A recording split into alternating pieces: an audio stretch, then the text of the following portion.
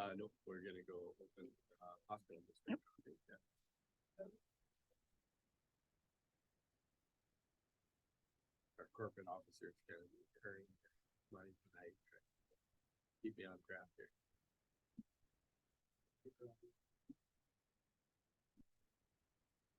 Good evening, everyone. I would like to start this meeting by recognizing that the area we call the Fraser Valley Regional Hospital District, where we are gathered today, is the homeland of 30 different First Nation communities.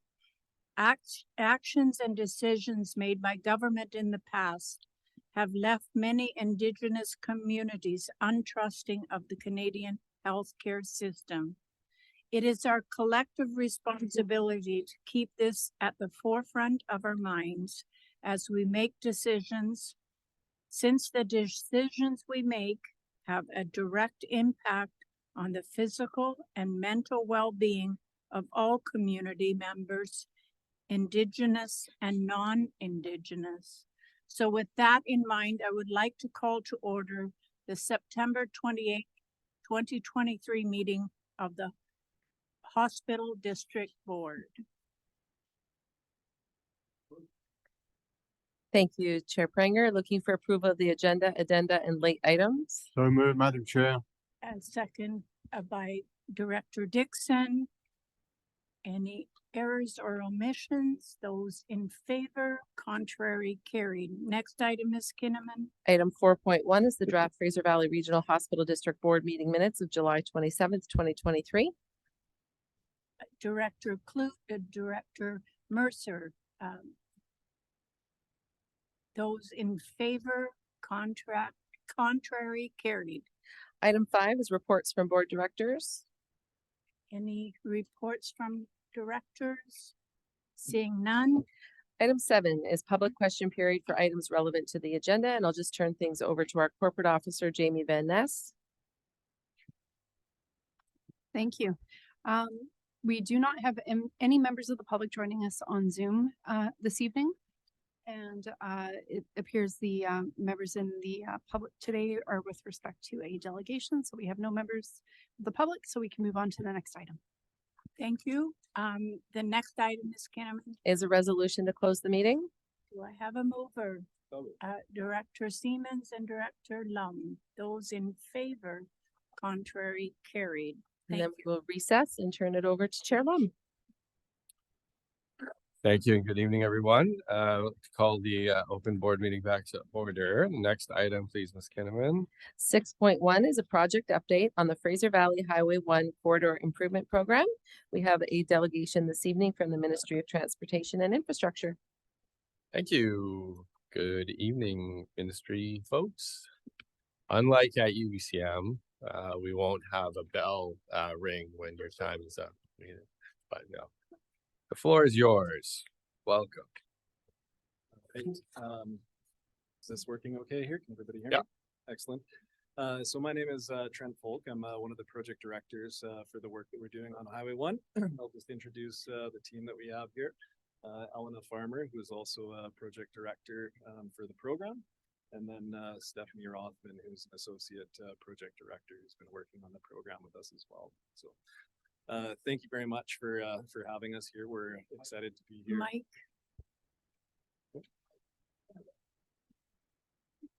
Sorry, Trent. Yeah, we might need you to move a little closer to the mic. Good. Yep. Yeah. I was looking at the height of the podium here before we started and worried a little bit. So.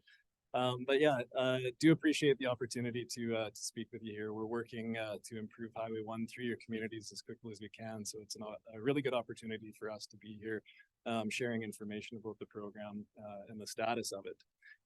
Before we get into the presentation, do also want to acknowledge that the projects that we're talking about are on the traditional territory of the Coast Salish peoples, including the Kwantlen, Matsby and Stalo nations. We've quite enjoyed working with a number of the First Nation communities as we've been developing this project over the past number of years. So just a bit of an overview here. I was going to share some of the program overview and some of the integrated planning context to set the stage for the work that we're doing on Highway 1. And then Elena and I were going to talk through some of the phases, providing more details about each of the phases and the status of that work. So from an integrated planning perspective, initially here to set the stage, the province recognizes that there are better outcomes when transportation investments are planned in and integrated with land use decisions. Our integrated transportation planning branch within our ministry is working with other ministries like municipal affairs to establish the Planning Together BC initiative. There has been some broader regional planning discussions that have been happening recently, looking at integrated land use and transportation planning throughout the entire regional district.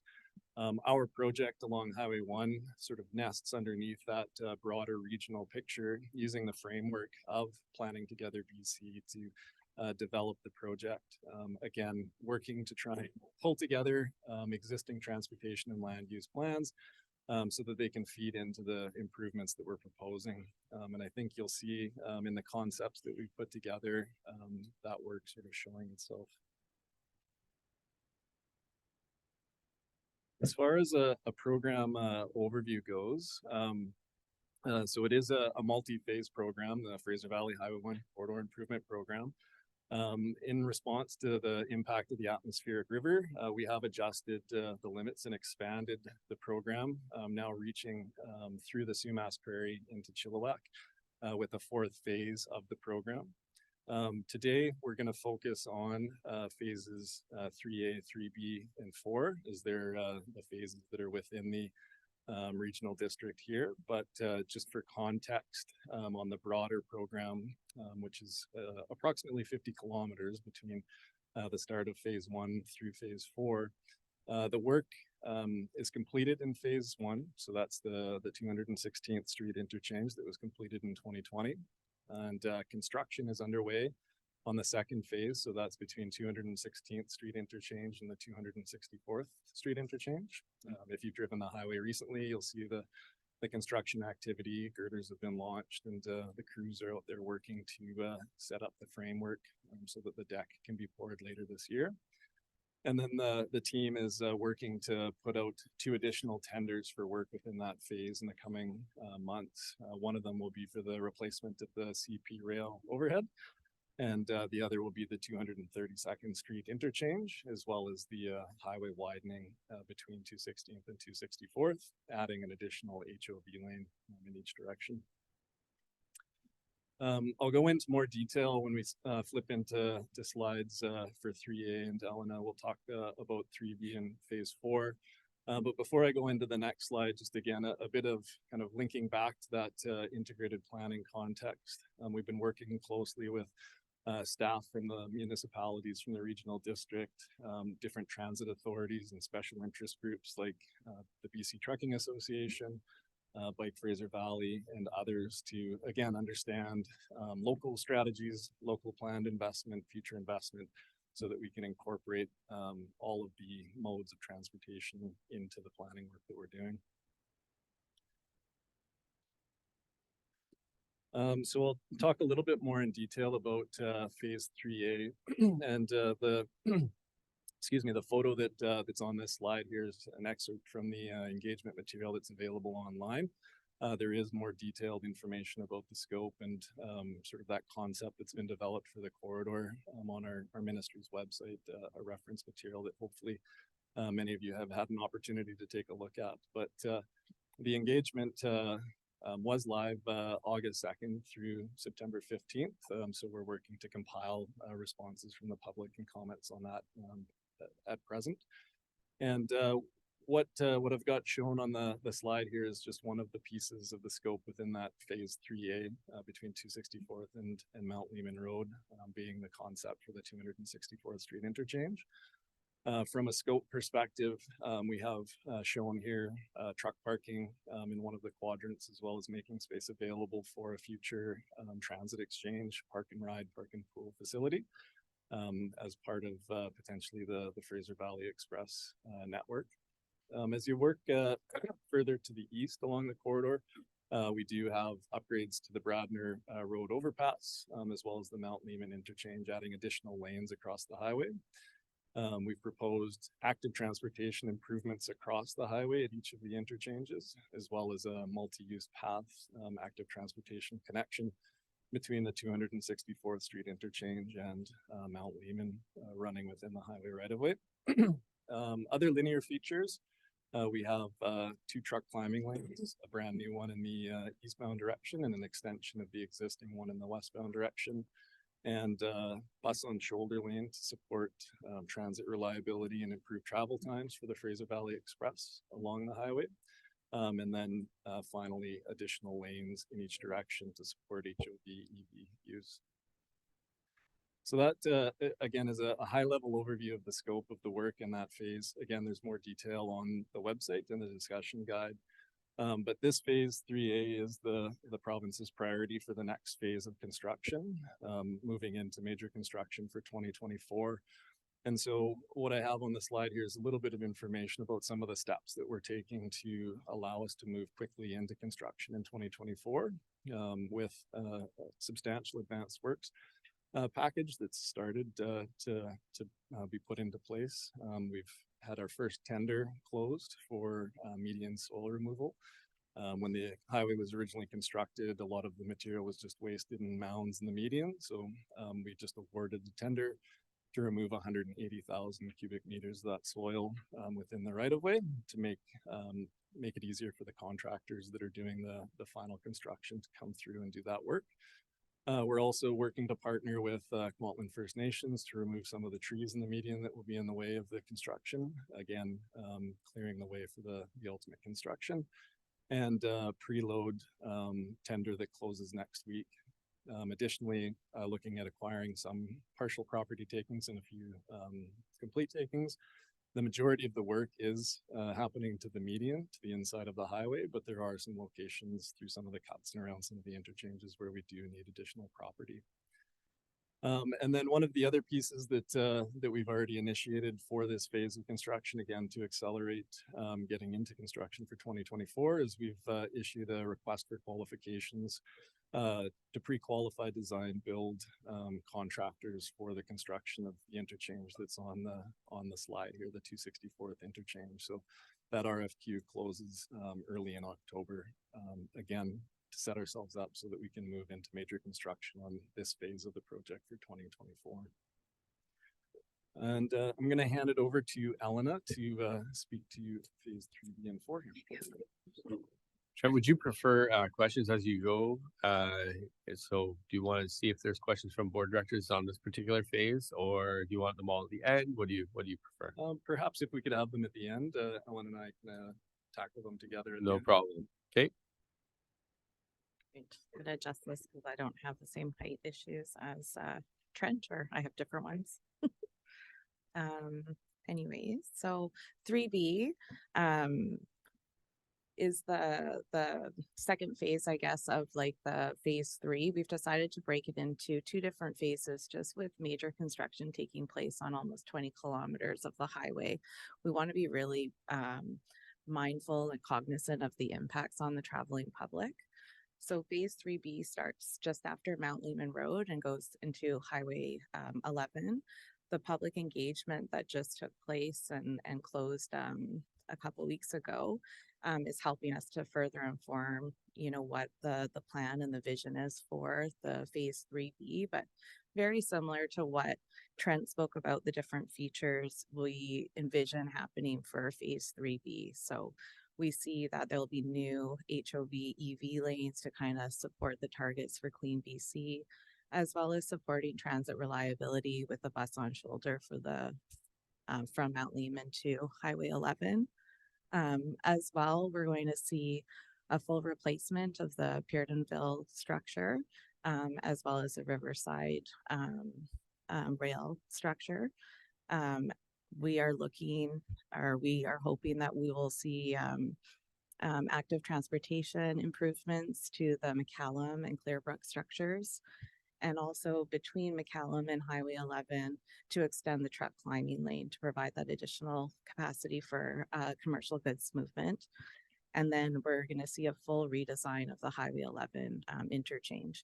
And that's actually the diagram that is on the slide. And this is showing a diverging diamond interchange. So it's a very innovative type of interchange that has a very compact footprint that we think is going to work potentially very well as we move through the process. But we're still doing some more work with our design and collecting that feedback to really understand what it may or may not look like. But this is something that the work that we have done shows to be that will work well for this for this area. As well, we all are also taking that integrated approach and looking for other opportunities for like the land use. So looking at additional truck parking, or is there opportunities for supportive housing or to assist with transit oriented developments? And that's something that we're continuing to work through at this point in time. And like 3A, even though we don't have a timeline just yet for when we're going to move into major construction, because we do want to be mindful of the impacts. We are, though, moving forward with advanced work. So there's tree clearing work that's going to be done as part of 3A, and that's going to continue through to 3B. And that work is getting started this fall with it to finish in late winter, early spring. As well, we're looking that next year we will be doing the median spoil removal, as well the King Road realignment that is needed for the rail structure and to provide that additional capacity on the highway, and the Lonzo Creek relocation. And then similar to, in order to do some of these things, there are some property impacts. And so we'll be working through property acquisition, as well as looking at the various utilities that are along the corridor and that go through the corridor to design and to relocate those. So that's a bit on 3B. Phase 4. Phase 4, as Trent said, we had to kind of, after the atmospheric river, we really had to like look at, was Whatcom really like where we should be, ending the project. And we realized with the flooding that took place through the Sumas Prairie that we really needed to extend that. And so it's been extended to go through the Sumas Prairie to Yale Road West. I think also we need to make sure that whatever we do is going to be compatible with the flood mitigation strategy that is currently being developed through the Sumas River Watershed Flood Mitigation Initiative. And that is something that the ministry is participating as part of the steering committee, but also on the technical working group, because we know that the highway plays a major role in whatever happens there. But we don't want to stop our work. So what we're doing is continuing with an integrated transportation planning study that's really going to like tell us what we need for the corridor. And really like some of the things that we'll be looking at is, improving access for the more affordable and sustainable modes. So again, with like the transit, looking at active transportation. We also want to make sure that we have efficient goods movement, looking at ways that we can ease congestion through the corridor, and making sure that we have the proper clearances for our commercial vehicles. So that work is taking place in parallel with the work being done on the flood mitigation strategy. And anything that we are doing is going to complement the work that is being done for the flood mitigation. And I guess to close like the presentation today, really just want to talk about the ongoing collaboration. Right from the start, we have been working, with your communities, soliciting feedback, taking that feedback, and then reporting out on the work that we're doing. And so we're really hoping that we can continue to do that, work together as we move this project along, and, working to meet our mutual objectives when it comes to getting people moving, supportive housing, those types of things. So just really want to emphasize and thank you for the participation in the work that we're doing, and really looking forward to working with you as we move forward. Great, thank you. Questions from directors? I saw Director Shahal first. Go ahead. Thank you, Chair Lums. My question's about the consultation process and the engagement. And you spoke a little bit about the integrated use of and the ideas that are coming forward, whether it's truck parking or affordable housing. Can you just kind of unpack for me how those consultations are happening? And I mean, what is the process of that? Is it with user groups? How are you determining who should be at the table for those consultations? Thanks. Yeah, so I can take that one. For phase 3, so the work 264th Street to the east. When we started to do the project development, very early on, we identified a key group of interested parties, representatives from the regional district, from the staff level, municipalities that were within the project area, as well as some initial conversations with others like Mission and the city of Chilliwack to just make them aware of the work that we were doing and try and figure out the level of involvement that they would like to have. We did very early in the development process also have a online public engagement to help with some of the initial project objectives and trying to establish the direction that we were going to go with the project. That online engagement, I think, was in the spring of 2021. I believe for the ministry, a record number of responses, 2,500 responses to the engagement at that time.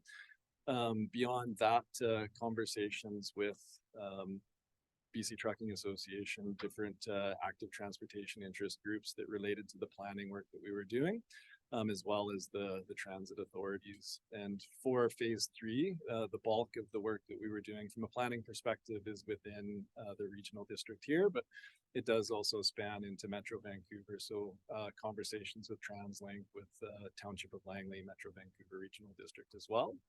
And then in addition to that, reaching out to local First Nations. And so we've been having conversations throughout the development with the First Nations along the corridor, seeking feedback, getting input along the way, helping shape what we're doing.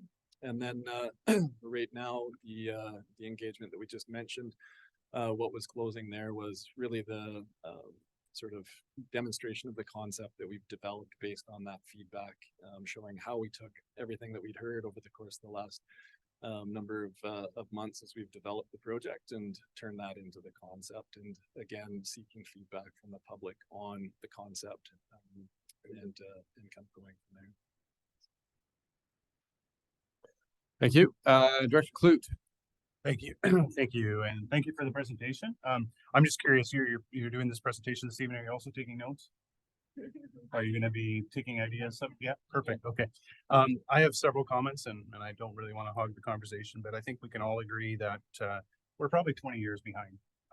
Let's be realistic, and should have been done under a previous government potentially, but in any event, here we are. I'm just curious, you commented with respect to the different phases, but you didn't give us the dead targets of when they're due to be completed. From my understanding, that up to Wadcombe Road was supposed to be complete in 2026, but recently that was moved to, I think, is it 2030 or 2032? So as far as completion dates go, so for phase 2, right now anticipated substantial completion for that second phase late in 2025, which is the information that's shared on the website. For the remaining phases, like I mentioned, with phase 3A, that's the priority to move into construction next. So we are planning to start the major construction in 2024, next summer. As far as completion dates go, we're in the process of taking in that feedback, finalizing some of the procurement decisions, and we'll have more information on final project budget timelines later this year for phase 3A. And then, as Elena mentioned, we're just in the process of trying to figure out the right timing to move forward with that next phase, phase 3B. I know there is urgent need to invest in the corridor. Again, we just want to be mindful with 20 kilometers of construction happening with phase 2 and phase 3A to make sure that we're making informed and correct decisions on how to move that forward and balance it with the impact to the motorists while construction is occurring. Okay, thank you, if I may. So I guess this highway constructed in the late 50s and early 60s, is serving a population today of our region over 300,000, and in the Greater Vancouver and Fraser Valley Regional District, 2.9 million people. So just a few thoughts. You mentioned the shoulder bus lanes to move bus 66 along. Is that going to be through the entirety of the project? Yeah, so the concept that we've developed for phase 3A, 3B, and then the planning work that's underway for phase 4 is looking at transit supports and similar types of concepts. So the planning work hasn't been done for phase 4, but for both phase 3A and 3B, the shoulder bus lane is part of that concept. Okay, that's good to hear. Will Mount Lehman Road interchange and McCallum Road interchange have to be replaced, or were they constructed 15 years ago with the intent of 3 lanes? So the intent with McCallum is to add lanes to the existing structure and not a complete reconstruction of it. Or pardon me, Mount Lehman, pardon me, sorry, misspoke, thank you. Mount Lehman is to add lanes to the existing structure, not a full replacement. And then McCallum, sorry, is a reallocation of deck space to allow active transportation over the top. The interchange itself isn't undergoing extensive improvements. Okay, I was in the States last month, and I did notice there's a lot more people obviously, but they're HOV lanes, and we're I think from 6 a.m. till 8 p.m. Is there any opportunity to consider that in our region? Yeah, I think the HOV lanes in the operation is an opportunity to look at policies that manage the demand of traffic. So I think it's something that we need to have a conversation with our policy group, with our traffic group, to try and figure out the best way to manage that, the use of that lane effectively.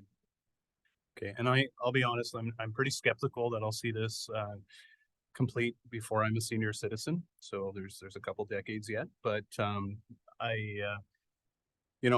think the government was able to scrounge up 25 million, I believe it was, for the variable speed corridor that is very ineffective in this region.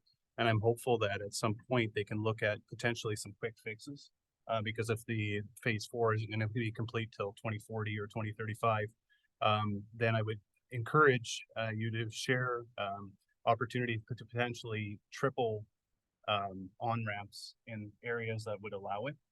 Because we all know that the choke points, there's fairly, like, I'll use 264th, I'll use Watcom Road. By the time the people are on the freeway, because they're fairly short on-ramps, they're going 70. Well, that's not benefiting anybody. And if you're in Europe, you have the ability to go 10 kilometers faster on the on-ramp. So if the speed limit's 100, you can do 110 on the on-ramps so that it actually works like a zipper. So I'm hopeful that there will at least be quick fixes that would be looked at, because it's obviously we're still quite a ways away. Even if the contract was awarded tomorrow, we're talking years away. So that's all for me. Thank you. Thank you, Director Sadu. Thank you, Chairman. My question is in regards to the park and ride and the truck parking. What's the ministry's approach to make sure that the intended uses are being used in that area, those areas?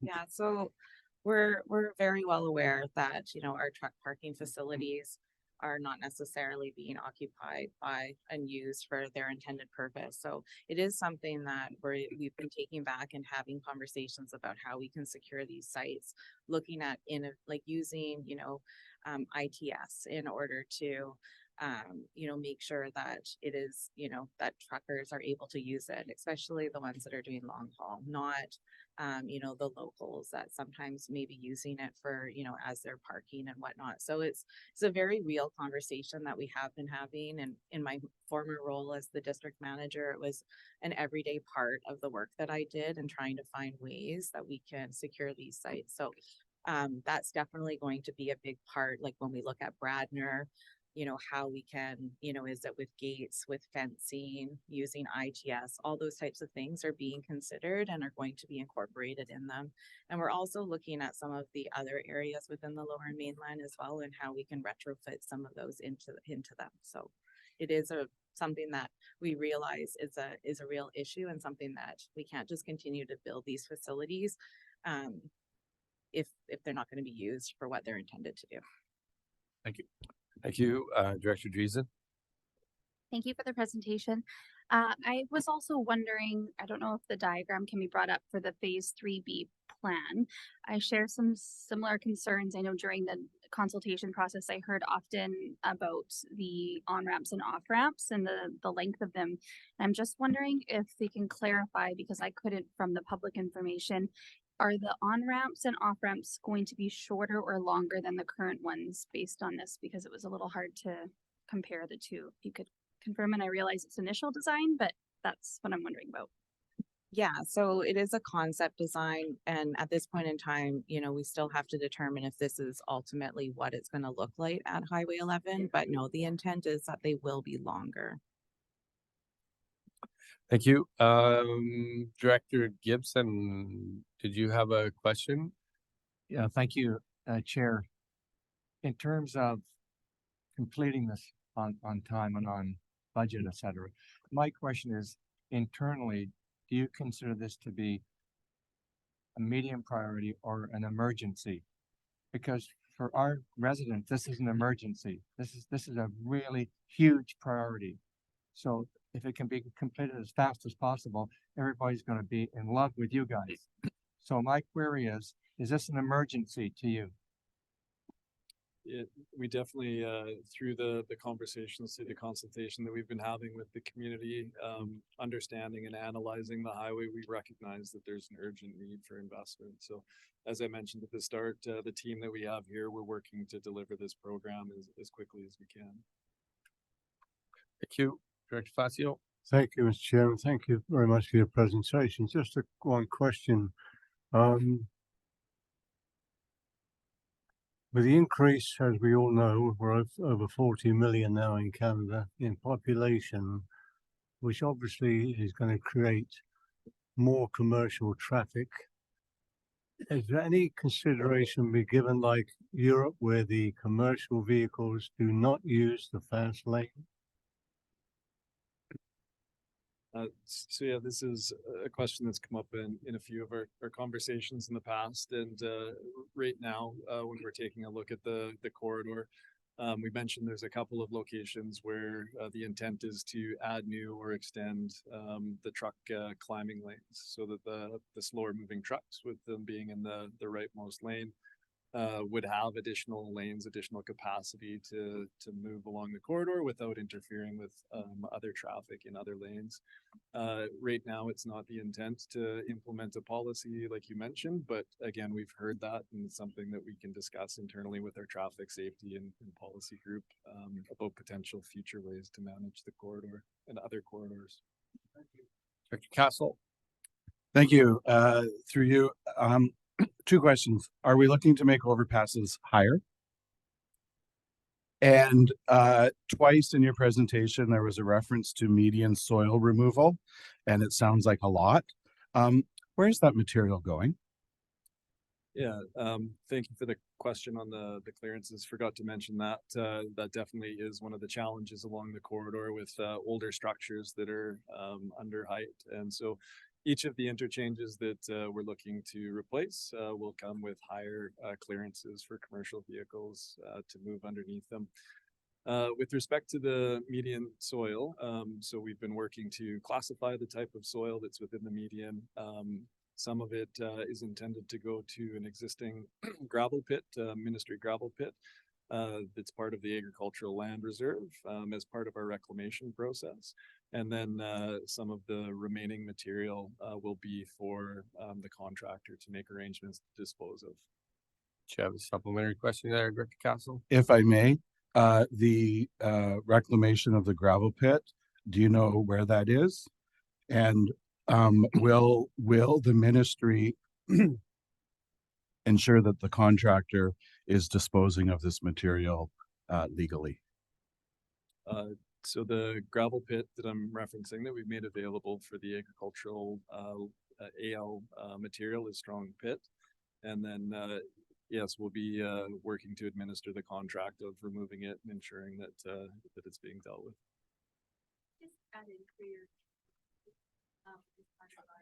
Yeah, come on up. As part of our ALC approval for Strong Pit, we have to have an agrologist on site checking the loads as they come in, because we are working hard to reclaim the pit. We really want to make sure it's just that agricultural land quality material going in. So we are doing all of our due diligence, recognizing we'll have multiple contractors along the corridor. Great. Director Adamo? Thanks very much to the chair, to everyone. Thanks for your presentation. Couple of things, actually 3 things. You talked about anticipated displacements, whether it be, well, you didn't mention specifically what that is, but I'd like to know how much ALR lands would be used up in this process, as well as the number of residential buyouts that would be required for any of this land acquisition, and how you're going to deal with the living rough population that has taken over certain parts of where your interchanges are going to be developed. And then the last question would be, is this a 5-day work week, a 7-day work week, or a 24-hour-a-day work process? Thank you. Few questions there. Yes, I will do my best to answer all of them. I will start with the property question. The majority of the property takes are around the 264th interchange. We only have 2 full property takes. And if you're familiar with the 264th interchange, on the northwest corner, our on-ramp to the highway is also someone's road access. So that is a 2-way on-ramp. And we don't build our on-ramps to be driveways anymore. So those 2 properties will be purchased as part of the project. And we are looking to do environmental compensation work on them. So there's currently a stream that runs through them, and we are looking to, because we need to buy them due to access constraints, we're planning to do a large portion of our habitat compensation at that location.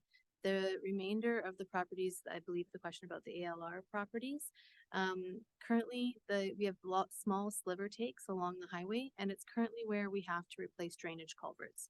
So we need places to build those culverts and to have SRWs, so statutory right-of-ways, in place to come in and maintain those culverts under the highway. So that's the majority of it through 3A. And then through 3B, we're still working on that design, and really our intent is to minimize property takes as much as possible. On the south side of the highway, between Mount Leeman and Highway 11, the majority is either industrial or agricultural land, and we are working very hard to minimize impacts. On the north side of the highway, the biggest impact was potential need for sound walls. So we're still looking at that as part of the program, and we do a lot of work to determine where those walls need to go. And those would be some of the areas where we might have property, but typically that's along a property line, and we work with the owners to put those in place. And then there's one property at the Highway 11 interchange, and I think you can all see it as it's up there. It's the one with the purple on there. On the bottom left is where we're realigning King Road. So that's the property piece. We've really tried hard to make good use of our right-of-way that we have, and it's really around the interchange improvements at 264th that we have the most impacts. Thank you. And there was one more question about those experiencing homelessness that are currently maybe encampments in your projects. Yeah, so we're well aware that there are individuals that, you know, are occupying our right of way. Clearbrook is like a really good example, the Bradner Rest area, Cole Road. So we're continuing to work with BC Housing as well as the Ministry of Social Development and Poverty Reduction in order to do proper outreach. We're getting this work started very early in order for us to be able to find suitable housing for them in order to remove them from the site and to prepare the site for the work that we're doing. So it's ongoing. We continue to have those conversations, and we'll just continue to really work with the other agencies in order to find housing for these individuals. Thank you. And I see for the first time, Director Mercer. If there are others that haven't spoken for a first time, we'll just get you to get on the list. But go ahead, Director Mercer. Thanks for the presentation. I'm struggling between being pessimist and optimistic about what I'm hearing. It would have been a great idea for us to have had these folks at 4:30, so they would have been on the road at 2:30 when they approached 264th, and find yourself coming to a screaming halt, thinking there must be 5 fatalities in a plane crash on the highway in front of you. only to find out 40 minutes later, it's just a poorly designed interchange that hasn't been fixed, and it's just been there forever, and everybody knows about it. I guess with some of the wait times that we're expecting, there's so many quick wins, and I know quick's a relative term, but there's so much that can be done with what's left, because regardless of how far you construct out towards the Fraser Valley, the bottleneck will be coming through our communities. You're just allowing people to get to the horror show quicker, in all reality, but there are things you can do to make it better.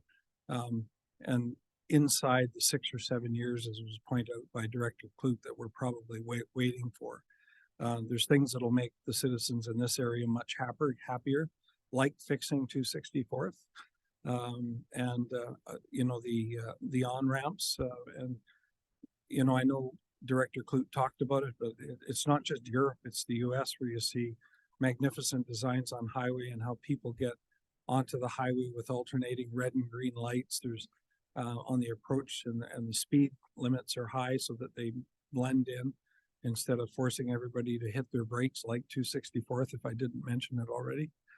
And I hope you're looking at that, because I know if this consultation process, public engagement, probably everybody would tell you it looks great, it's just too frickin' slow, right? It needs to pick up, and nobody out here is happy with Highway 1 and the Ministry of Transportation for the provincial government. And I know your folks aren't the ones writing the checks, I get it. But it is an emergency here, which has been pointed out to you, and just simply extending the highway and bringing the bottleneck farther east doesn't solve the problem. Thank you. Okay, Director Siemens, I saw you. Did you wish to speak? And then I'm gonna ask any directors who've spoken once and they want to speak for a second time to be brief with your comments. But go ahead, Director Siemens, you haven't spoken yet. Floor is yours. Thank you. Just again, I've mentioned this to the minister, but I'll mention it to you folks as well. We do have a flood mitigation option, that a preferred option that has gone for funding proposals that would mitigate and move the water through a lot quicker, so would not necessitate the raising of the freeway to the degree that it would it would allow you to continue to widen the freeway. The money saved would be helpful for better crossing. Not just a suggestion. I know that sometimes ministries don't always talk together, but there is a long-term flood mitigation plan that has gone to the provincial government. So if you can just make sure at your level, if they're coordinating that, that may be able to move the project east a little further than waiting for more studies to be done. So just wanted to put that plug in. So thank you. Yeah, no, thank you for that. And, you know, I will say that we do have members of our project that are a part of the technical working group. So it's so that we can have that two-way conversation and to make sure that we do have good communication within, you know, the various ministries, and that if there is ways that we can advance works, and that is really like what we would like to do as well. So. Okay, I have Director Clute, and then we're gonna wrap it up. Go ahead. Okay, thank you. Just briefly, here's a thought. If you're removing soil out of the meridian, maybe you can use that for widening some of the critical on-ramps. And just again, thank you for the presentation. We trust you'll share the urgency. One of the fastest growing regions in Canada. So we certainly can't afford to wait. Thank you. And I'll just say thank you very much for your presentation today. At the end of it all, this is a good news story. This is badly needed, and obviously you sense the urgency from the folks around the table here to get it done. There was a time quite a few years ago where we didn't expect to see the highway even widened out to the first interchanges in Chilliwack. So I do want to express some appreciation as well to see that you're coming into Chilliwack, and just say thank you and appreciate your hard work on this. So Thank you so much for having us. Thank you. very good. Ms. Kinnaman, next item. 6.2 is a delegation on the Sunrise Expansion Program, and this delegation is joining us via Zoom. Okay. Are they Hi, everyone. online? There we go. Can you see me and hear me okay? I can. Great. My colleague Emma Shea is also on the call with me today. Sorry, we were unable to attend in person, but it was a pleasure seeing some of you at our recent delegations, one-on-one, as well as at UBCM last week. So I'm going to share my screen. Tell me when you can see it.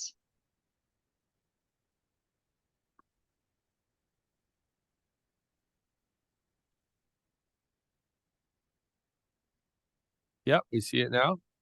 Great. Okay. So Enbridge does acknowledge that our projects and operations span treaty and tribal lands, and that our the national Métis homelands, unceded lands, and the traditional territories of Indigenous nations, tribes, governments, and groups across North America. And we do acknowledge that a lot of what we're talking about today is on the unceded traditional territory of the Stalo nations. So just a little bit about about who we currently are, and before we start talking about where we're going. So Enbridge is purchased the West Coast Energy natural gas transmission system in 2017 from previously Spectra Energy. So we own and operate this is the major natural gas transmission system in British Columbia, referred to as West Coast or the BC Pipeline System. The system spans over 2,900 kilometers from near Fort Nelson in Northeast BC over to the Gordondale border at Alberta, and then south to the Canada-US border at Huntington, Sumas.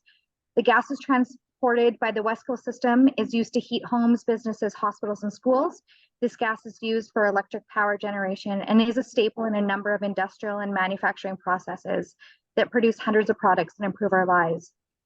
Recently at a delegation at City of Abbotsford, we did have a question about how much natural gas is actually domestic. We do have an answer for that question right now. So about 60% of the natural gas goes into the US, and the other 40% is used to heat homes in the lower mainland of British Columbia. So a little bit about our economic impacts in BC. These are 2022 stats. So Enbridge's workforce includes 206 BC-based permanent and temporary employees and provision contractors. We paid more than $20 million in total wages in BC-based permanent and temporary employees. Our tax and economic benefits, we paid $67 million in property tax across British Columbia for energy projects, pipelines, and related facilities such as compressor stations. Enbridge's capital expenditures on items such as pipe steel, equipment, purchases and replacement, system integrity related investments, and capital leases totaled about $342 million in 2022. So a little bit of what we're talking about in terms of tax in 2022, we paid about $1.5 million to the District of Hope, 1.7 to City of Abbotsford, 1.6 to the District of Kent, 1.7 to the rural community of Chilliwack, and 2.1 to the city of Chilliwack. This revenue is used for schools, infrastructure like roads and bridges, health and wellness, recreation, transportation, and other services that help strengthen the fabric of our communities that we live and work in. I won't get in too depth onto this slide. There's a lot of moving parts on it. This is really just a snapshot of Enbridge's ESG goals. So at Enbridge, we believe that we play a key role in bridging to a cleaner energy future, and this focus drives our strategy. We're working hard at finding and applying new technologies to reduce our own emissions while also building new energy business platforms for the future. So a little bit about, if you're interested in learning more about our ESG goals, you can visit the link here. I can also send it to you, or you can find it on our website. It's the 2022 Sustainability Report that does come out annually. Some of our goals on here you will see is also around inclusion of Indigenous people, women, veterans. We are tracking towards those goals. So we do, this snapshot does show where we started and where we're going towards those goals. One of our great wins on the ESG front in the last year is we do have new co-workers for Enbridge, and it is our goat browsing project. So part of Enbridge's integrated vegetation management program, we are incorporating both traditional and biological methods, such as using herbivores on the right-of-way to manage invasive species. So a little bit about the Sunrise Expansion Project. So the Sunrise Expansion Program is a proposed expansion of the system, of a portion of the BC pipeline system known as T-South. So the system is divided into two separate segments. One is what we call T-North, which is about Chetwynd north to Fort Nelson and over to Gordondale. And the other part is Chetwynd south to Huntington-Sumas.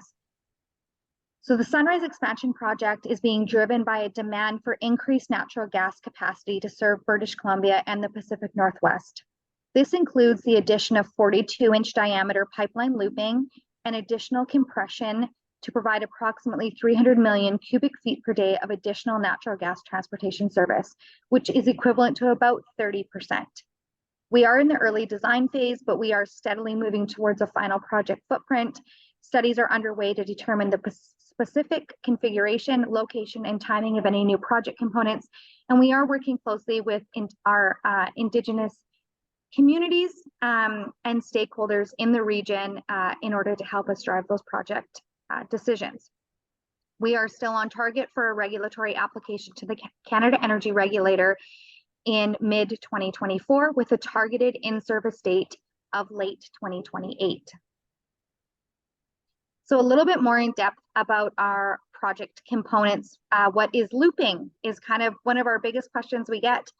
So the addition of segments of the pipeline, the looping are connected to the existing system in order to increase capacity. So it is not a full twinning. We're not adding a third pipeline to the existing system. What we're doing is adding a third pipeline in little segments in between each of our compressor stations. So there is 12 segments on the system for a total of approximately 190 kilometers. So in the existing system, there is already 2 pipelines, one 30-inch line that was put in the 1950s, a 36-inch line that was put in the 1970s. There's 3 existing 42-inch loops located in the northern and central part of the province. These new 42-inch loops, there's 12 of them across. So as natural gas is highly pressurized, it travels through a pipeline by using compressor stations to move the gas from one point to the next. The new project would incorporate the 42-inch diameter pipelines starting at compressor stations or at the end of the existing 42-inch loops. New compressor stations are being identified as part of this project as well. And then as part of Enbridge's and the province's clean energy goals and reduction of emissions, we are looking at the potential electrification of these new stations. So where there's new stations identified, we are also looking at power line routing feasibility studies. They are undergoing the same environmental field work and engagement with Indigenous and local stakeholders.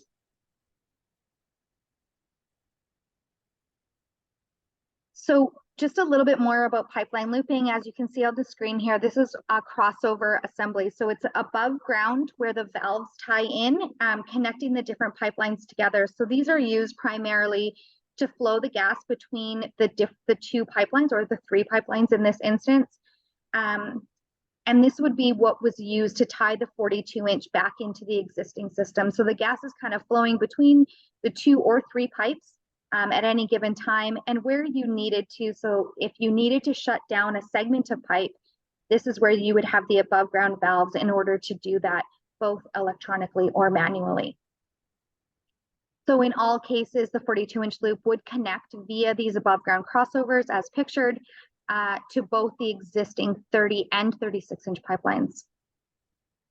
Some of these proposed connections will be within an existing compressor station site, as I said, and others will be stationed along the existing pipeline corridor.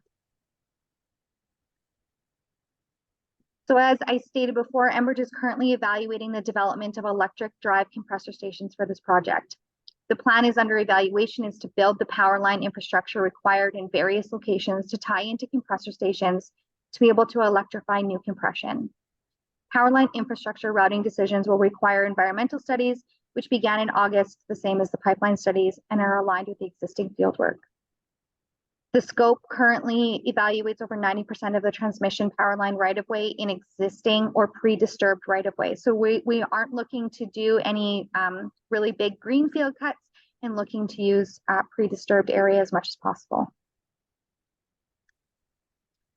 So a little bit more about the exact project details in the Fraser Valley Regional District. So we are proposing a new compressor unit at Compressor Station 8B, Othello, which is approximately 5 kilometers east of Hope. Again, we would be looking at the feasibility of electrification of that station. So a potential power line would also be part of the decision. There's also an approximate 13-kilometer pipeline proposed between Compressor Station 8B, which is at Rosedale Chiem. And it would start on the north side of the Fraser River, following the existing right-of-way, and is heading 13 kilometers north and terminating south of Agassiz on the north side of the Fraser River, heading north, going through Seabird Island, and then terminating at the base of the mountain there. The second pipeline loop in the Fraser Valley Regional District is an approximate 20-kilometer long pipeline loop proposed south of Chilliwack. This one starts at the Huntington meter station and runs north to the Sumas border. As I said before, routing considerations are evolving and are based on engagement environmental studies. We are looking to finalize project scope in the coming weeks, though. So to support the development of an environmental and socioeconomic assessment for the project, Enbridge is conducting numerous studies to determine potential impacts the project may have. Enbridge began investigative fieldwork studies in the spring and will continue on those through 2024 and potentially into 2025 and 2026. Geotechnical studies are planned to begin later this year and go into 2024 as well. All of this work will help determine any environmental or geotechnical considerations that may need to be factored into the planning and design of the project. For example, during recent engagements, we were made aware of the Sumas River Flood Mitigation Collaborative Framework to support the design of the mitigation projects in the Sumas River watershed and timely delivery of the watershed recovery programs. We've made a formal request to present at the technical committee so we can align our plans with those plans as well. Field work that is ongoing includes studies such as fish and fish habitats, early and late season vegetation studies, soil, water courses, wetlands, and wildlife, as well as traditional land use studies and archaeological work. So as part of all of this, we are also seeking to obtain any additional baseline information as part of a socioeconomic analysis. So we're looking at information, both direct and indirect socioeconomic potential effects to subgroups of the population, including impacts to gender, sex, culture, and identity considerations. We're seeking information related to any key social issues in the community right now, such as health, social and cultural well-being, employment and economy, things like roads, health services. All of those things could potentially be impacted by a project. We do have a virtual open house available at the website on the screen, where people can fill out both anonymously or, if they want to share their information, a part of a socioeconomic assessment questionnaire, or can just leave question, concerns, or comments on the website as well.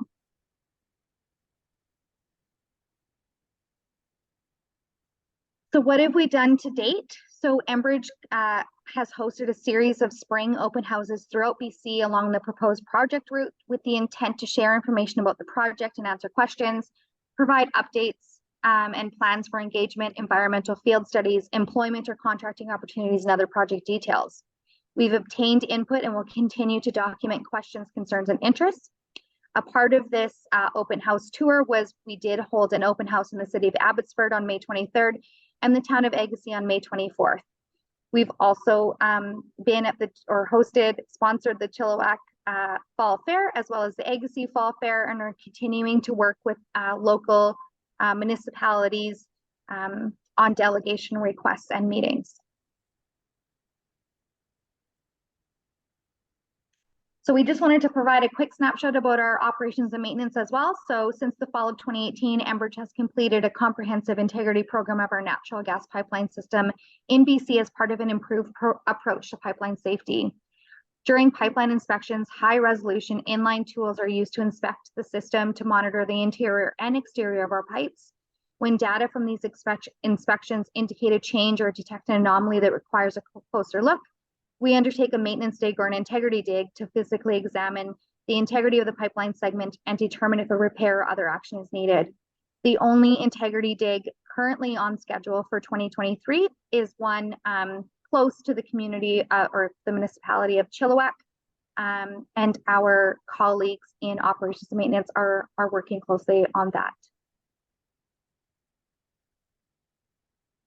A part of integrity is also about monitoring. So we do have a variety of ways that we monitor the system. So we regularly survey all 500,000 kilometers of our pipeline right-of-ways, including those within BC, using satellite imagery and helicopters to identify, monitor, and address any instances of incremental slope movement.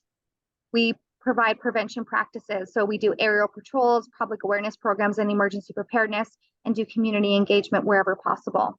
We have eyes on the ground monitoring and responding to any potential problems along our right-of-ways, and we regularly communicate with our neighbors, customers about how to stay safe in and around our pipelines and facilities. That's the end of our presentation. This is just a little bit about how you can contact us. Both myself as part of the Sunrise Expansion Project, as well as our operations lead, Aaron Lutendry, and our 1-800 numbers. Great, thank you, Ricky. And any questions from directors? Director Dixon, go ahead. Thank you, Mr. Chair. Thank you for your presentation. A couple just for clarification. Way back at the beginning of your presentation, you mentioned providing 1.7 something million to the rural community of Chilliwack. And there was also a line item of something you provided to the city of Chilliwack. Can you explain the difference? I'm not quite sure who's the rural community of Chilliwack. So I have the exact same question. Based on my personal knowledge of I live in Prince George, and how our municipality works is like the regional area outside of the municipal boundary. So I'm thinking like the suburbs just outside. That's what I'm thinking that they classified as rural Chilliwack, is those suburbs outside of the municipal boundary. Okay, So those would be what we would call electoral areas out here. So the Fraser Valley Regional District, you mean? Yeah, I'm not aware of. That's right. I'm just wondering. Are you referencing direct tax payment? Is that what? I think that's what it was. Yeah, they're tax payments. Yeah, so that may be what we collect in taxes. Or maybe City of Chilliwack collected it twice. Who knows? Okay. Or maybe the City of Chilliwack is doubling down and collecting it all. The second question, I was curious about that. The second question was then, because I couldn't really tell from your site, do you provide natural gas to the rural areas in the Fraser Valley Regional District, or is it mainly the municipalities? Because my area where I live does not have it. That's part of what I'm asking. So we are the main transportation hub. So Enbridge owns the pipeline service. We're kind of like FedEx. We don't own the product within our pipeline system. We just own the pipeline that transports the product. That being said, we would provide natural gas to utility services such as Fortis that would then disseminate into houses or municipalities, regional districts. Okay, thanks for that clarification. And you actually also provided the answer. Thank you. Director Dalmo. Yes, thanks very much for your presentation. My question was going to be along the same lines. All of a sudden, I saw that there was tax money coming along, and I don't recall ever seeing any in any of my budgets regarding to Area B with Othello, Ruby Creek, and Choate. So I'll have a follow-up on that later on to find out where that money is. And then you already answered the other question with relation to Fortis, and I'll look for a contact that I can speak to about some expansion through one of their networks. So thanks very much. Okay, I don't see any other questions. Thank you, Ricky, for your presentation. Just when we thought we were done with pipelines, we got another one coming. Next item, Ms. Kinnaman. Thanks, bye. Thank you, Chair Lum. Item 7.1 is the draft Fraser Valley Regional District Board meeting minutes of July 27th, 2023. So moved by Director Pranger, second by Director Clute. All in favor? Opposed, if any? Item carries. Next item. Section 8 is the committee minutes for information and matters arising. Happy to separate any of those. Questions on any of these items? Directors? Don't see any. Next item. Item 9.1, declaration of conditions of employment, Form T2200, brought forward by Director Hugh Davidson, Electoral Area F. Okay. Davidson. Motion. Okay. Go ahead, Director Davidson. Oh, I just moved it. Was there a second? Okay. I missed it. Thank you. Is there a seconder on the motion? Sorry. Yes, seconded by Director Wardenberg. Discussion on the motion. Director Davidson, you've got your light on. Oh, sorry. Go ahead. If it's a referral, there's no discussion. I was planning on moving a different motion, so I'm not quite sure where to go with that. Let's hear the discussion on it. Discussion on the referral. Yeah, let's hear discussion on the referral back to staff. That's fine. Director Davidson, go ahead. As it's referral back to staff, I'm quite content with it for now. If people had questions about the details as to what, why for, whatnot, happy to answer, but I'll just wait on the referral. Director Dickey. Thank you, Mr. Chair. So as I understand it, the only discussion can be on the referral. On the referral itself, that's right. That's right. And in looking into this further, I believe I wouldn't support referral back to staff. I believe staff already have enough work loaded onto them. I think the electoral area directors are fairly compensated for their home expenses. Thank you. Other comments? Director Siemens, go ahead. I would concur with those comments. I think this is just, staff's got enough challenges right now with budgets and everything else, and I think this is just a wild goose chase. So. Thank you. Director Dixon, you've still got your light on. Do you wish to speak? I support Director Dickey and that the staff have a lot on their plate right now, so I would Thank not you. be support. Are you ready for the question on Davidson? Yeah, go ahead, Director Davidson. Sorry, I didn't see your hand up again. Go ahead. Thank you. I hadn't expected this opposition, so I should explain things a little bit further. The need for this arose out of referral, right? Yes. On the merit of referral. Okay. On the merit of referral, the information provided by staff, the conclusions provided by staff don't so far haven't really aligned with what's been put forward by Canada Revenue Agency. This is basic tax stuff. T2200s are standard employment expense tax forms that any organization will issue to their employees. I think it needs to go back to staff so we can get clarify on not just basic taxation stuff. While it may be additional work for staff, it arose out of the 2018 tax changes that saw the 1/3 deduction of elected official income be removed. So this is essentially about getting that deduction for expenses we incur over and above those that we are reimbursed for. It's just to get a tax deduction, standard for any organization that requires employees to incur expenses as we do. So I hope we can refer it back to staff so we can get some clarity on it. It should have happened in 2019 when the deduction was moved, but it didn't. Jurisdictions across Canada are picking up on this now, and we need to stay current with this stuff. Thank you. Okay. Thank you, Director. Ready for the question? On referral, all in favor? Opposed? Motion is defeated. Next item. 10.1 is asset management update. It's an information item. Happy to answer any questions. Thank you. Questions? Don't see any. Next item. Chair Lum, I would ask if we could vary the agenda and bring 10.2 to the end of the meeting.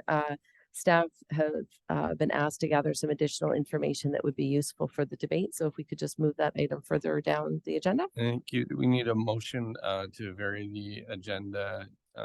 Ms. Van Ness, we're okay with the, all right, we'll just move it. Thank you. Next item. 10.3 is a 2023 grant and aid request for the Hemlock Valley Homeowners Association in Electoral Area C. Thank you. That's moved by Director Wardenberg. I just want to comment, can I change this motion? I'd like to refer it back to staff. Okay, so you're moving a referral of 10.3 as a seconder to refer. Seconded by Director Dickey. Ready for the question? Are you all in favor? Opposed? Motion is referred. Next item. 10.4 is a 2023 grant and aid request from the Streams Foundation, Chilliwack River Valley Cleanup Fund, Electoral Area E. Thank you. It's moved by Director McElhonick, seconded by Director Johnson. Discussion, Director McElhonick. Just wanted to say that this is our first application towards the 200,000. So happy to see it starting to move. So thank you. Thank you. Any other comments? Don't see any. I'll call the question. All in favor? Opposed? If any, item carries. Next item. 11.1 is the Fraser Valley Regional District Zoning Amendment Bylaw number 1691 to correct mapping, improve definitions, improve regulations, and address minor housekeeping matters. Thank you. This is for EAs. It's moved by Director Dickey, seconded by Director Dixon. Discussion. Seeing none, all in favor? Opposed? If any, item carries. Next item. 11.2 is the Fraser Valley Regional District Zoning Amendment Bylaw number 1692 to implement accessory dwelling units and secondary suites. Thank you. Mover and a seconder. It's moved by Director Dixon, second by Director Johnson. Discussion. Seeing none, all in favor? Opposed? If any, the item carries. Next item. 11.3 is the Fraser Valley Regional District Zoning Amendment Bylaw number 1716 for the development of a campground at 26793 Dogwood Valley Road in Electoral Area B. Thank you. Moved by Director Adamo, seconded by Director Dickey. Discussion. Director Adamo, go ahead. Thanks very much. I look forward to the upcoming meetings with the community to discuss these types of opportunities, and this one in particular. It's already a lot of expression of interest has come forward immediately, so it was nice to see that people are engaged and wanting to be a part of some of the decision making. So thanks very much to everyone who's reached out, and I look forward to meeting you soon. Thank you. Any other comments? Don't see any. Call the question. All in favor? Opposed, if any, the item carries. Next item. 11.4 is the Fraser Valley Regional District Electoral Area Animal Control Service Area Amendment Bylaw number 1713.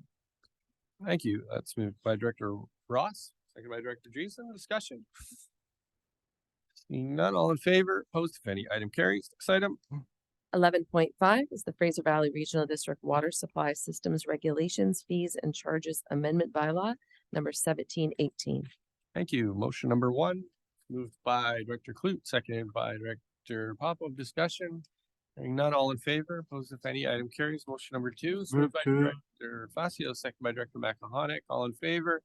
Opposed, if any, item carries. Motion number 3 is moved by Director Dixon, seconded by Director Wardenberg. Discussion. Hearing none, all in favor? Opposed, if any, the item carries. Next item. 11.6 is the Fraser Valley Regional District North Cultus Sewer System Loan Authorization Bylaw number 1720.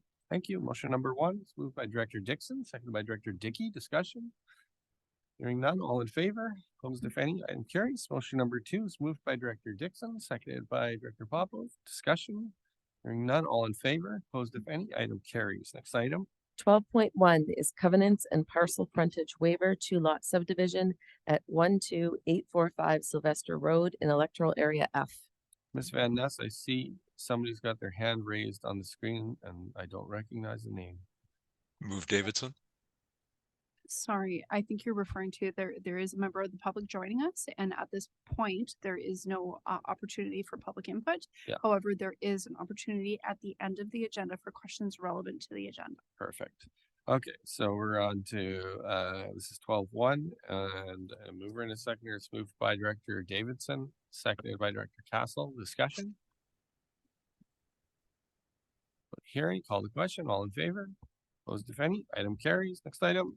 12.2 is boundary adjustment at 38332 Nakaman Island Trunk Road in electoral area G.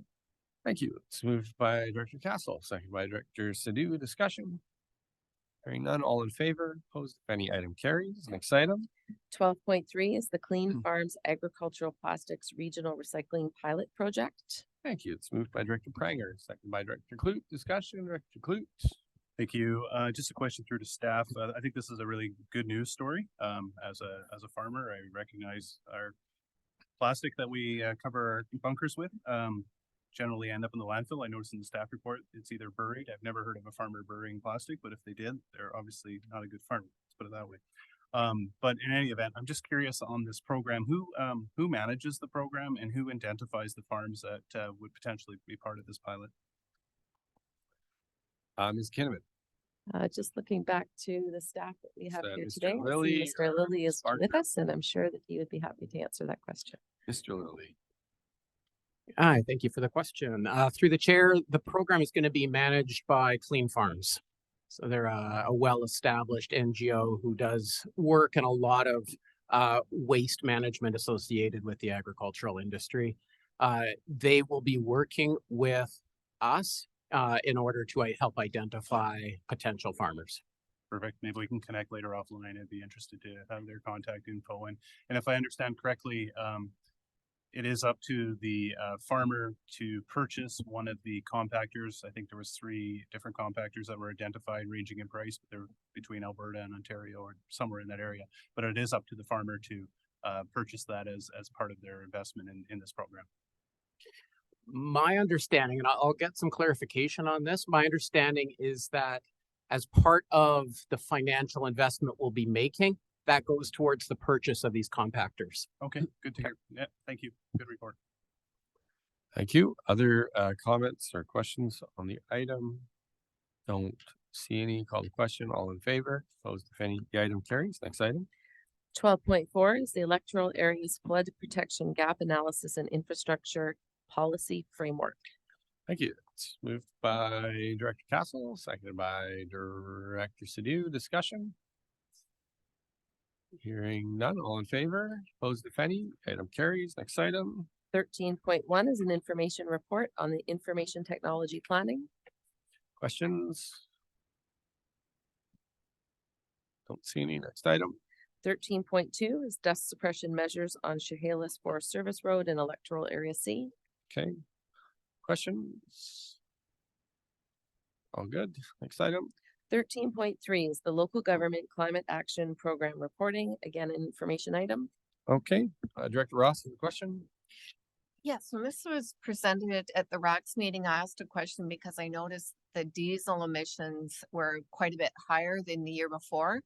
And staff didn't have an answer at the time, but the next day, Mr. Lilly sent me an email. I'm just wondering if I just found it very interesting. So I was wondering if you could share the answer with the board.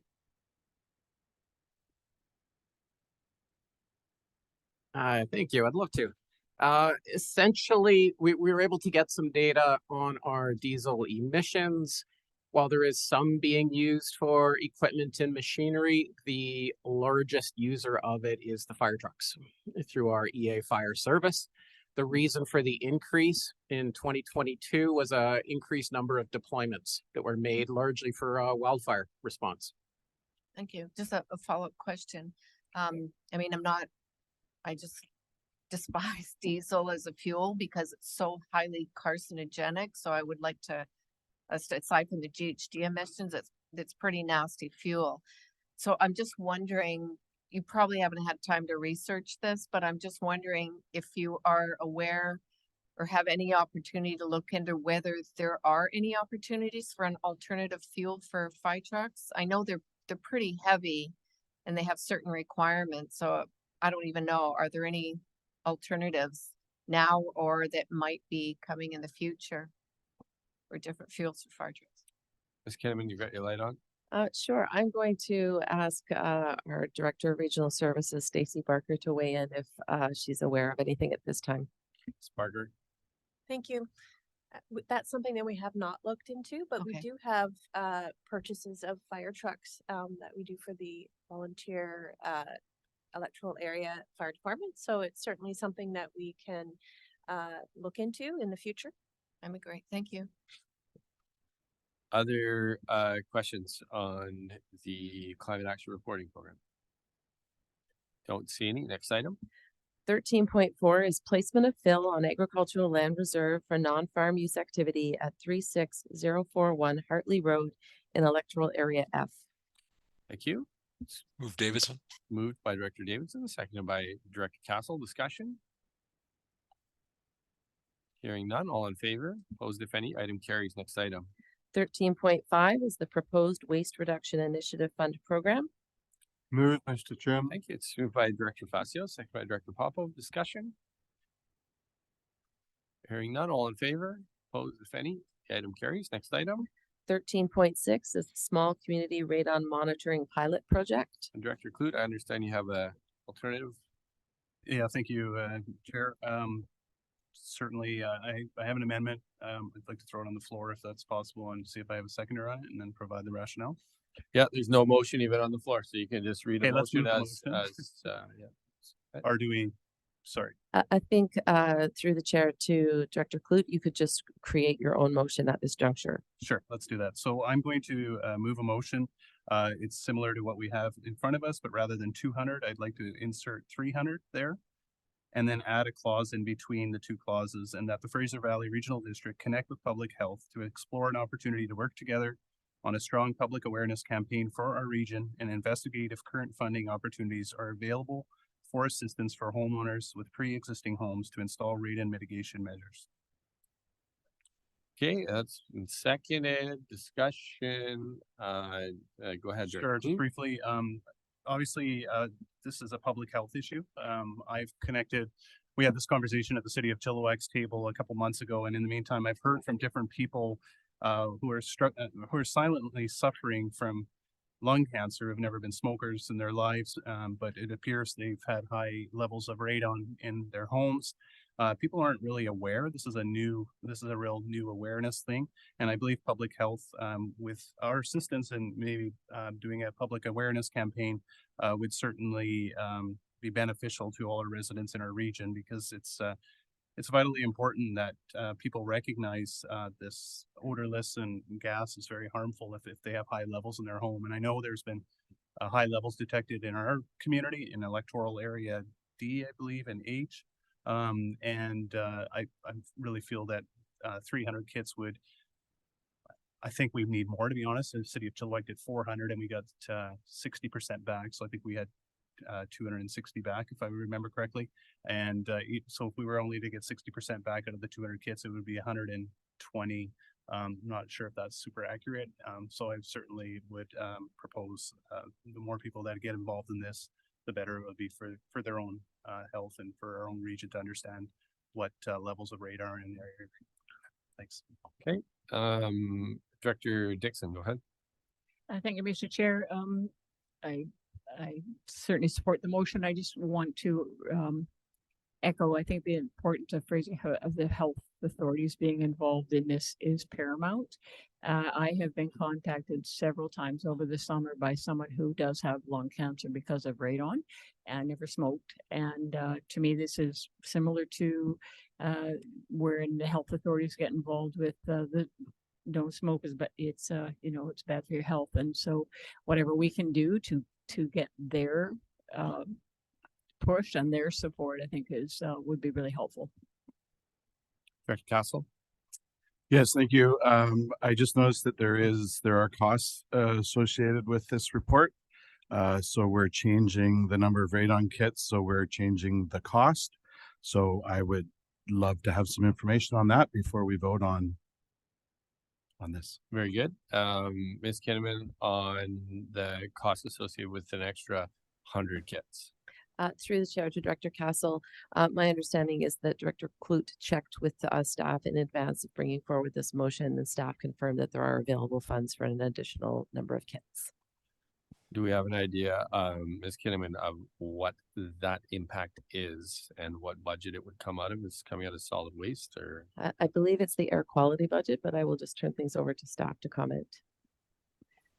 Yes, that's correct. It would be out of the air quality budget. We have sufficient appropriate surplus in that account now, and the impact would be about an additional $3,200. So it'd be $3,200 coming out of surplus of air quality, which is a regional account. So it wouldn't have a direct tax impact on anything we're talking about right now. Okay, Director Castle, follow up. But just to clarify, the report was for an expense of approximately 6,500. So we're adding 3,200 to the 6,500. So that's correct. Yep. Thank you for the clarification. No problem. Director Lowen. Yes, thank you, Mr. Chair. Not sure if staff is aware that the Fraser Valley Regional Library has several hundred kits, which they have in their possession that one could sign out as well. You stole my thunder, Director Lowen, on Wednesday, and also Director Dreesen. We had a board meeting on Wednesday at the Fraser Valley Regional Library, and they talked about their new air quality monitoring kits that they're going to offer in their playground, which is their what am I not supposed to say that? Okay, ignore everything I just said. I thought that was public. Apparently it's not. Ignore everything I just said. Nice. I think it is public, but anyway. Anybody else wish to speak to this item? Director Clute, go ahead. Just for clarity, I believe, and then staff can clarify, but if the 300 kits were purchased and they were not all utilized, I believe where they're purchased from, they would buy them back, correct? Yeah, that's correct. Yeah, Ms. Parker. Yep. Okay. Any other comments or questions? Don't see any. Are we ready for the question? All in favor? Opposed? The motion carries. Next item. 13.7 is the Solid Waste Management Plan Facility Authorization for Conscious Waste Solutions. Thank you. We're in a seconder on this. It's moved by Director Dixon, second by Director Clute. Discussion. Hearing none. All in favor? Opposed? If any? Item carries. Next item. 13.8 is the 2024 to 2027 Transit Improvement Program Initiatives and FVRD Transit Services Update. Okay, need a mover in a second. It's moved by Director Popo, second by Director Ross. Discussion. Hearing none. All in favor? Opposed, if any? The item carries. Next item. 13.9 is accessible transit. Thank you. It's moved by Director Facio, second by Director Prager. Discussion. Hearing none. All in favor? Opposed, if any? Item carries. Next item. 13.10 is the Rogers Telecommunications Facility at 30655 Trans-Canada Highway, Yale Electoral Area B. Thank you. Mover in a second. It's moved by Director Adamo, second by Director Dreesen. Discussion. Hearing none. All in favor? Opposed, if any? Item carries. Next item. 13.11 is the Community Emergency Preparedness Fund Volunteer and Composite Fire Departments Equipment and Training Application. Thank you. Mover in a seconder. It's moved by Director Dickey, seconded by Director Shahal. Discussion. Go ahead, Director Dixon. Thank you, Mr. Chair. So obviously this is an application, and have we decided what the training is for already, or will that be determined once we find out whether or not we get the funds? Through the chair to Director Dixon, there are many training standards that are required of our volunteer fire departments, and my understanding is that each department has reached different levels of training, but maybe we'll just turn things over to Ms. Barker to speak further to that one. Ms. Barker. Thank you. So my understanding is that Trina Douglas, our manager of protected services, is meeting with fire chiefs and understanding exactly what the requirements are, and not only for this grant, but understanding where they've got to with the previous grant from last year and what they'd be qualified for currently moving forward. Okay, other comments or questions? Don't hear any, call the question, all in favor, opposed if any, item carries. Next item. 13.12 is the Kookapi Creek wildfire, and we have a short staff presentation by Graham Damaluz and Trina College. Thank you.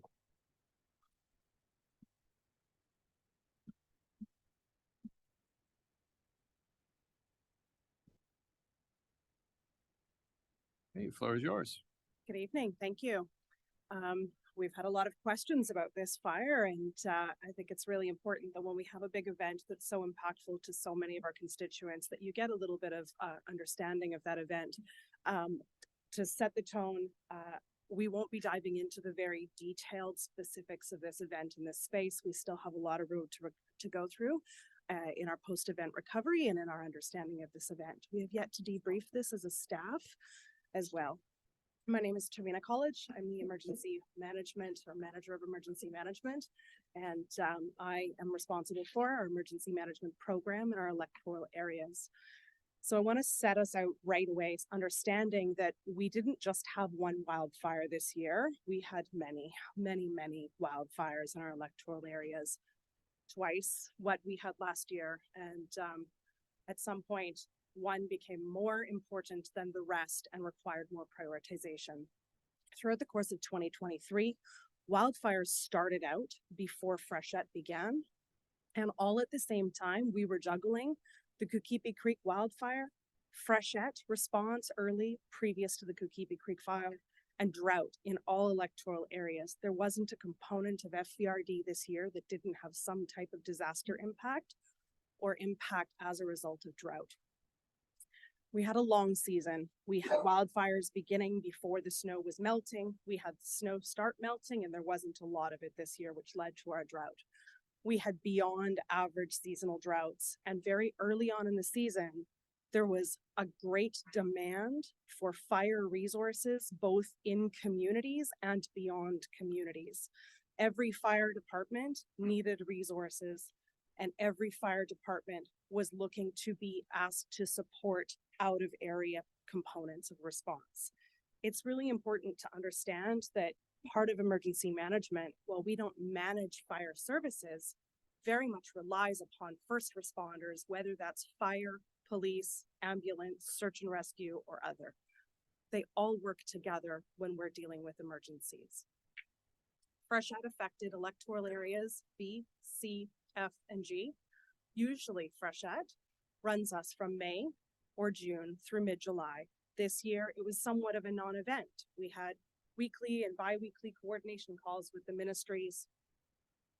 They ended up with this slow trickle, and then the calls just died off, all while wildfires were constantly ramping up. I lost count on a whiteboard where I traditionally roster all of the fires that we have at about 25 wildfires in our electoral areas by the end of June. And I still, to this point in time, don't have a comprehensive list of how many wildfires we had in all of our electoral areas. So I do look forward to bringing that information once wildfire has a good, clear picture. But as you can all imagine, they've been under the gauntlet this year. Drought affected all electoral areas and most municipalities in some way, shape, or form. Hemlock ended up with interruptions in their water service. Area F had wells running dry where constituents were paying for private water hauling to bring them water. We understand the community of Huckleberry was drafting water with a fire pump and a fire hose to bring it into the potable water reservoir that they have.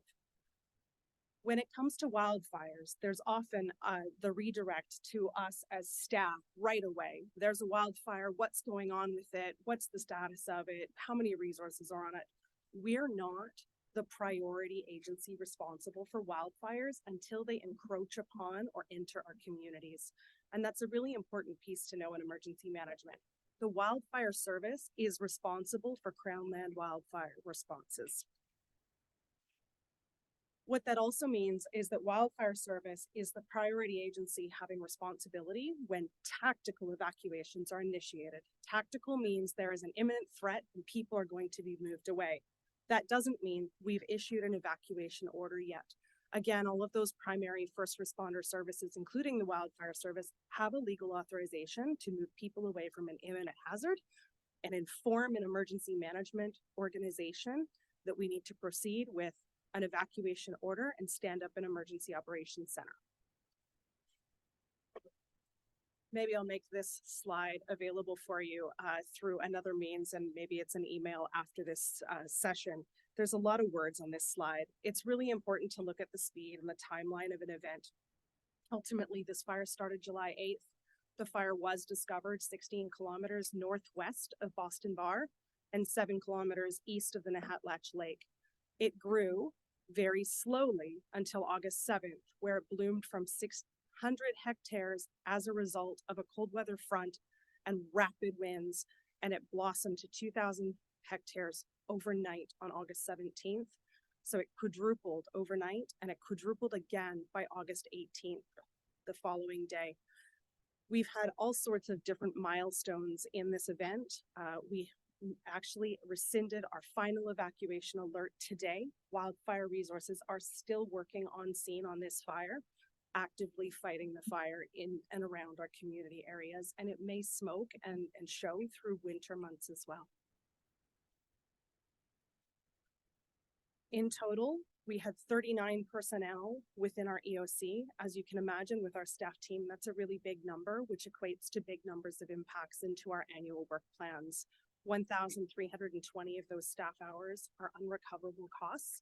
Those are our daytime hours, and 890 of those hours are recoverable under an emergency response task number. And in total, that equates to 245 days, 315 personnel days equivalent of time that we allocated specifically to this one community and this one event. The average employee works 245 days in a year. In the first 48 hours, we had some critical key partners. Spuzzum First Nation saw our alertable post and stood up immediately to say, where and how can we help? Strathcona Regional District has an employee that happened to be local in the area and offered to throw hands on deck right away and headed up into Boston Bar to help with evacuees that were coming out of the Nahatlatch area and settling into a community center. We had supports from other communities. We had rail supports, and we also had both Hope Secondary and the Camp Hope team step up and take in our evacuees. And those evacuees were evacuees of both our community electoral area and Boothroyd First Nation.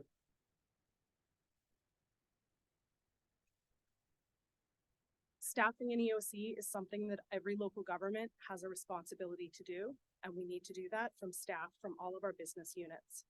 Our claims process can last for months to years.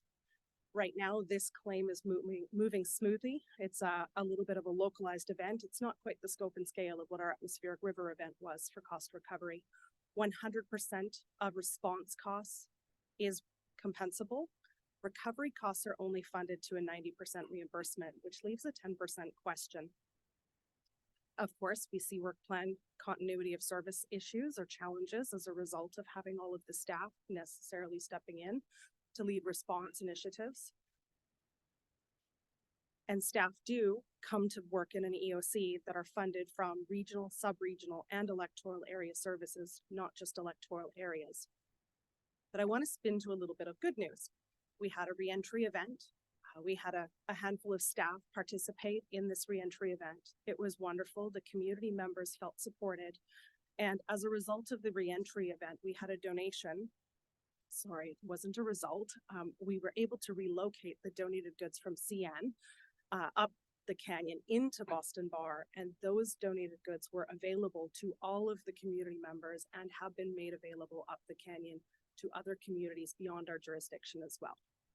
And what you're looking at here are some photos taken on scene, as well as some screenshots of comments that were posted in a local community page. As we proceed in disaster recovery or emergency recovery, there's always an expectation of building back, and we'll hear continuous reiteration of the statement, build back better. But I really want to leave you thinking, what does build back mean, and what does build back better mean when in most cases in rural areas, people didn't have insurance. Insurance has low uptake, low availability, and there are very few funding options for people who have no home as a result of a fire. And so building back better will be very challenging when the program infrastructure doesn't necessarily support building back at all.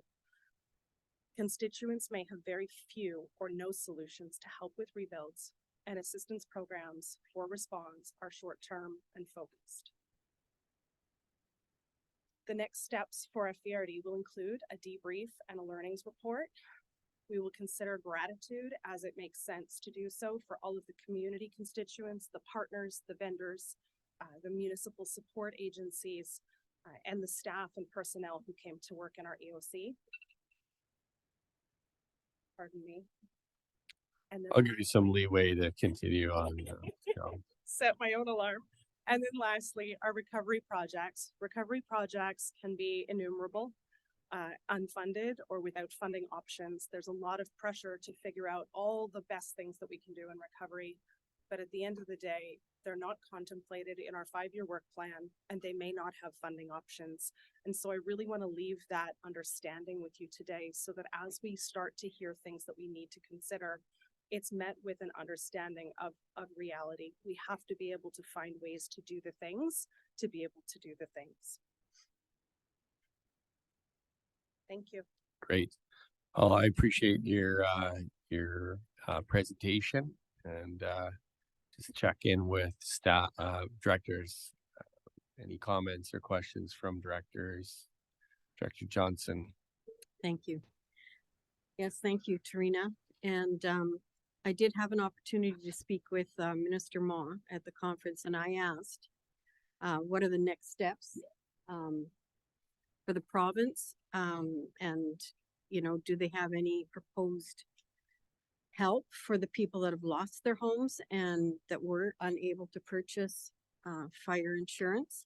She didn't have an answer, but said she would get back to me. So I haven't heard anything this week, and I plan on making contact next week if I don't hear something soon. My mind takes me to the fact that as a country, we support third world nations in disasters, and I absolutely think that's wonderful. We should help our neighbors worldwide. But first and foremost, we also should be focused on taking care of our own. What father would have his own children starve at the table and go and feed a neighbor? He would not be looked upon as being a good father at all. And I just think that our country needs to, and province in this particular case, need to step up and help those that really need it. Thank you. Thank you, Director Castle. Go ahead.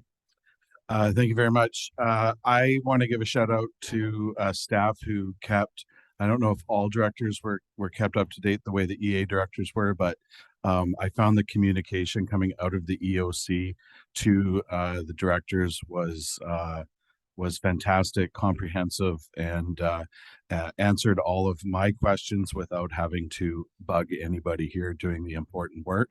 One question I do have, I might have missed it on the slides. How many homes were lost in the fire? College. Thank you through the chair to Director Castle. I'm going to give you a little bit more than homes. I'm going to tell you that 7 parcels of property were impacted. 27 structures were lost, some of which were homes. 7 potentially were homes.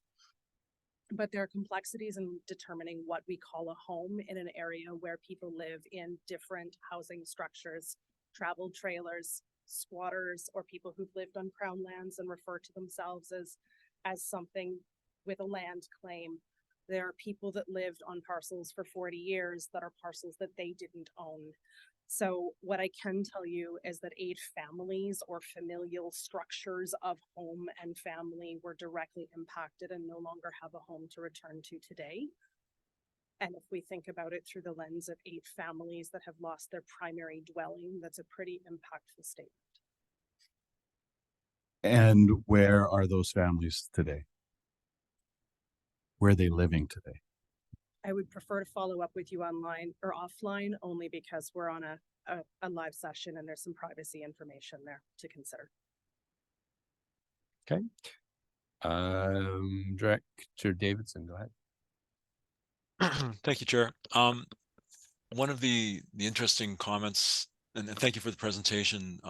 It's noteworthy when you mentioned there's no recovery project scheduled in our 5-year work plan. One of the harsh realities I had to learn during the ARE and its impact in the HATSIC is that simply by the way the service area system works, that unless there is a service area to fund recovery or provide partial funding to recovery, it simply won't happen, at least not by the FERD. The province's emergency management funds will, I think, at most cover 90%, but without that service area to make up the remaining 10%, there's no project at all, and that's just the harsh reality of our current system.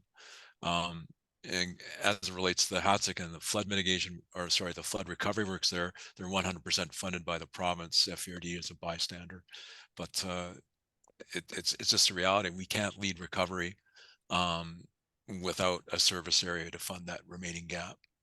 Thank you. Director Facio. Sorry, thank you, Mr. Chairman. I just want to thank you for the presentation, and I want to thank the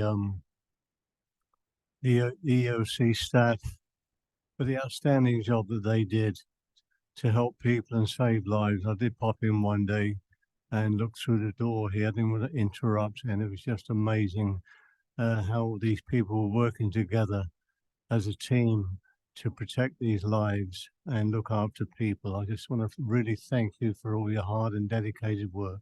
Thank you very much.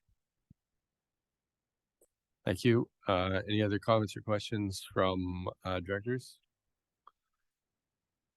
No, I don't see. I'll just add my thanks again to all the staff who worked hard in the OC. Thank you for your prompt communication. Thanks for keeping me well in the loop on everything. Thank you for the re-entry event, all the kind remarks we got from folks who were supported through that event. Had a conversation with Minister Ma offline, and the irony is, you know, we made that comment. We've been talking an awful lot, her and I, and I said, you know, she made the comment, actually, your staff are so good in the EOC, and I said that's because they keep getting lots and lots of practice. It's because we keep having these EOCs stood up for so long, and so they're getting tons of practice. And the irony is because we keep having more and more of these disasters. So I know she took it the right way when I said that I wouldn't mind not talking to you for a while, but you know, certainly she sent her best regards over, as did the Premier. I know they were watching closely with what was going on in the Fraser Valley and checking in from time to time, making sure we had the resources we needed from the province. So certainly want to extend my appreciation to everyone. Those are long, hard hours doing hard things. Okay. Next item. Item 15 is items for information and correspondence. Happy to separate any of those items. Questions or separation on any of these? Don't see any. Next item. Item 17 is reports by board directors. Okay. Director Kloot. Thank you. I noticed with interest last week, Uber has expanded into Mission and north of Chilliwack, or east of Chilliwack. So certainly communities like Kent and Harrison and Mission, and I assume up into the Hope area will benefit from this. That's it. Thanks. Thank you. Other directors?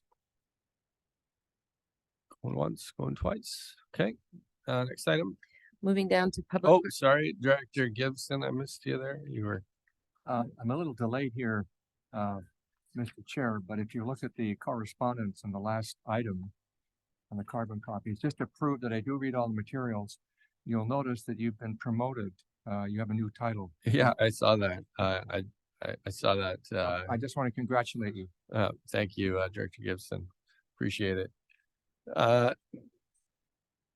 Next item. Thank you, Chair Lum. Moving down to public question period for items relevant to the agenda. We will just turn things over to our corporate officer, Jamie Van Ness. Ms. Van Ness. Thank you. We do not have any members of the public joining us online anymore. We have not received any written questions, and I don't think we have any other questions. Thank you. Ms. Kinnaman?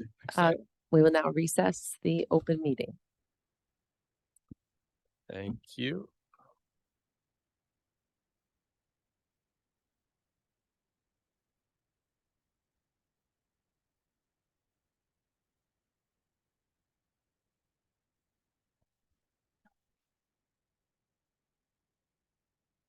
We're just going to prepare the room to go back